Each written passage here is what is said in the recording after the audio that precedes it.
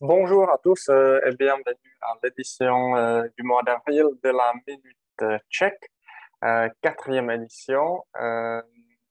La partie sectorielle sera dédiée aujourd'hui à l'industrie agroalimentaire.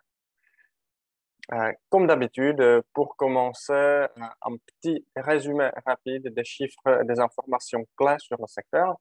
Donc, sachez que l'industrie agroalimentaire représente aujourd'hui près de 2% de l'effectif total de la République tchèque. C'est l'un des secteurs industriels où la République tchèque dégage une balance commerciale déficitaire de moins 1,7 milliard d'euros. Euh, Concernant la France est un partenaire, je dirais, moins important que dans d'autres secteurs industriels tels que l'automobile, cosmétique, pharmaceutique, électronique. Elle représente aujourd'hui plus ou moins 3% des exportations tchèques et aussi 3% des importations tchèques des produits alimentaires.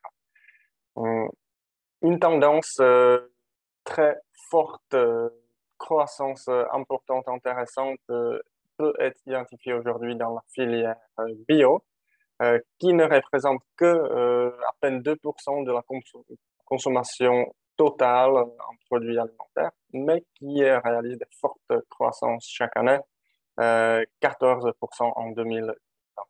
Et dernière information, comparé à d'autres secteurs industriels ou de l'industrie manufacturière, dans l'industrie agroalimentaire, la position des sociétés tchèques locales reste très forte, et notamment dans la filière de, de la transformation de la viande, du lait, et dans la fabrication de boissons. Euh, un survol rapide du secteur. Si vous avez encore envie d'avoir plus d'informations, plus de détails, vous pouvez continuer à visualiser cette vidéo. Quelques chiffres clés. Dans l'industrie agroalimentaire tchèque, on recense aujourd'hui plus ou moins 11 500 entreprises et tout en calculant les sociétés qui fabriquent les produits alimentaires ainsi que les boissons alcoolisées, non alcoolisées, tout confondu. Le chiffre d'affaires total, quelques 16 milliards d'euros, dont plus ou moins 7 milliards sont exportés. Et vous voyez que les importations sont plus importantes, donc d'ici la balance commerciale déficitaire. La filière agroalimentaire donne emploi aujourd'hui à quelques 100 000 personnes. Quels sont les secteurs ou les sous-secteurs clés de l'industrie agroalimentaire? En termes de chiffre d'affaires, on voit la première position dans, dans le domaine de la viande, tout ce qui est transformation de la viande, donc charcuterie, etc. Deuxième place, boisson. Troisième catégorie mixte, autre.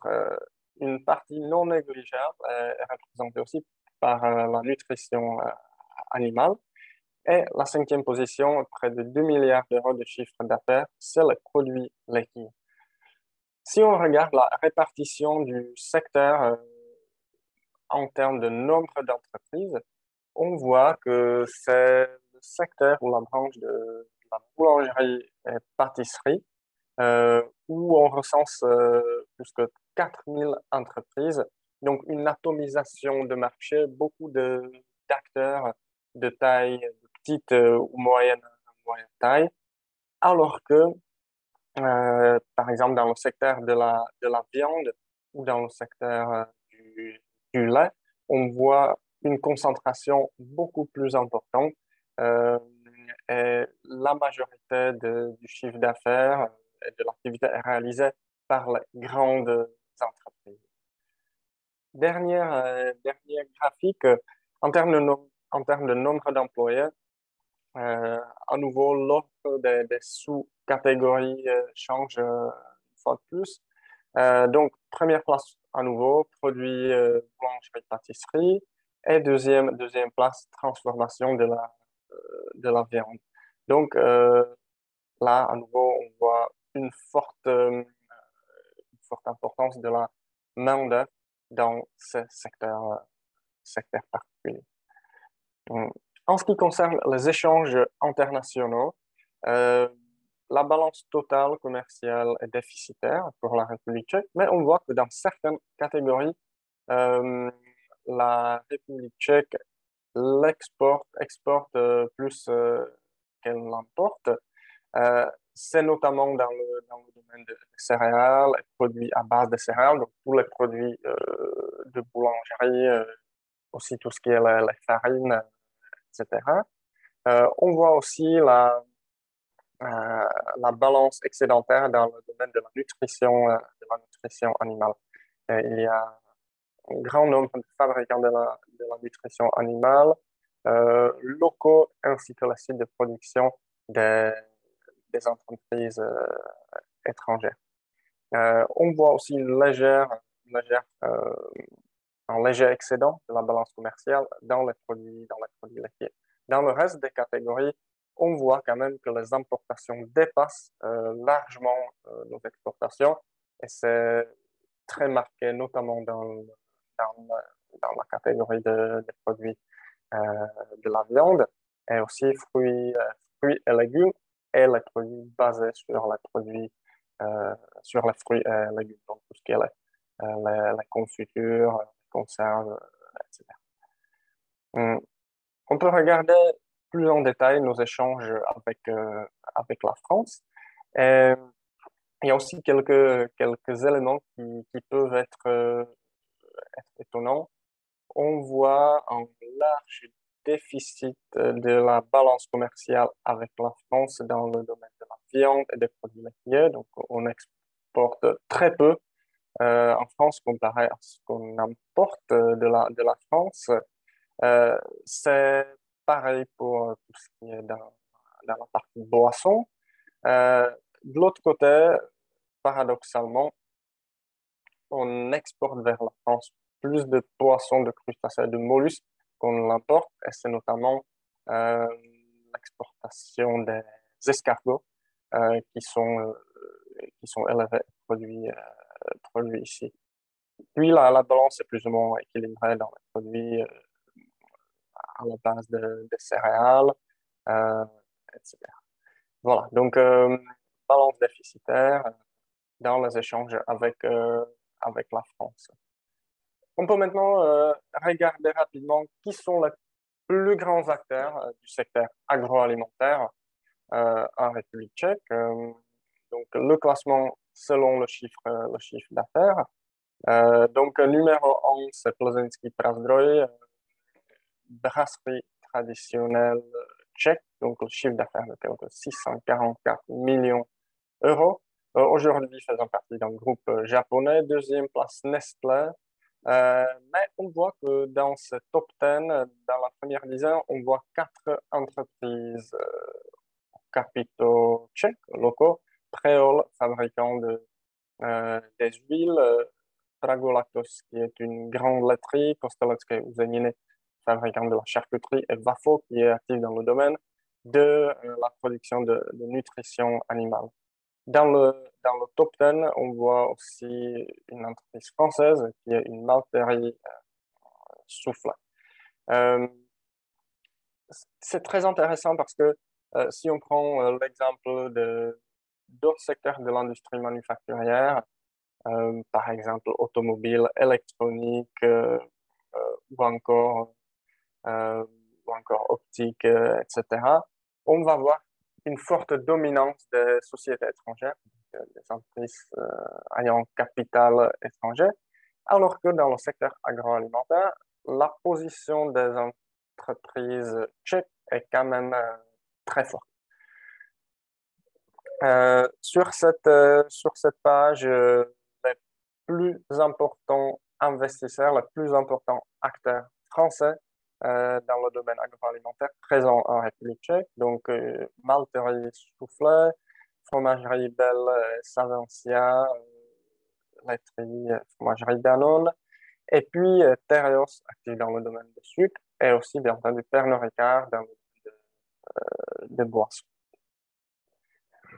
Dernière information, une filière, catégorie de l'industrie agroalimentaire dont on parle beaucoup, qui connaît une forte croissance et qui, à mon avis, représente un potentiel très intéressant pour les entreprises françaises.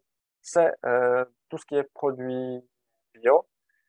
On voit que la part des aliments et boissons bio dans la consommation totale reste très limitée comparée à d'autres pays, notamment les pays de l'Europe occidentale.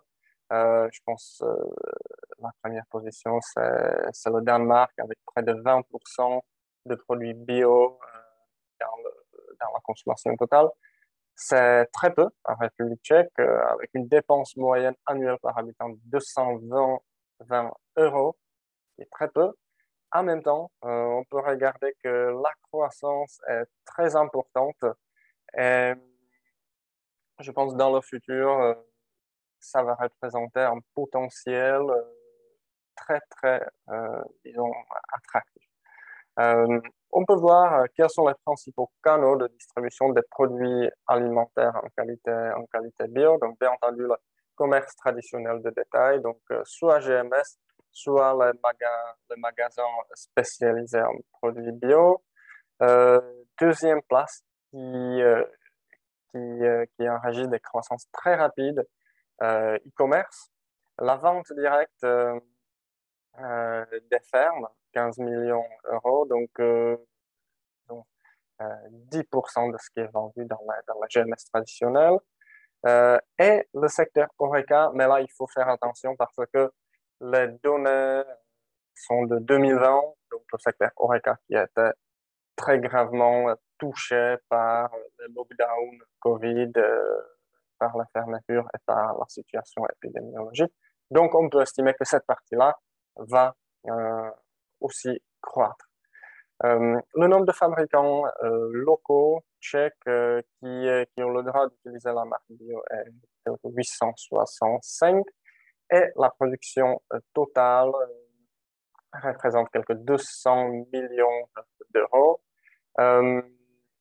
Si on le compare avec la consommation et si on ajoute qu'une partie de la consommation, pardon, de la production locale est exportée, on voit à nouveau que la République tchèque, bien entendu, n'est pas autosuffisante dans le domaine des produits alimentaires bio.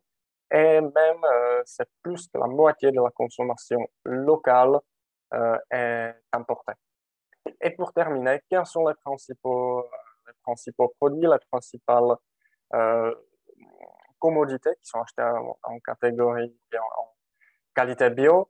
C'est tout ce qui est les produits transformés. Ça peut être les plats préparés, la nutrition pour les enfants, le thé, le café, donc presque la moitié.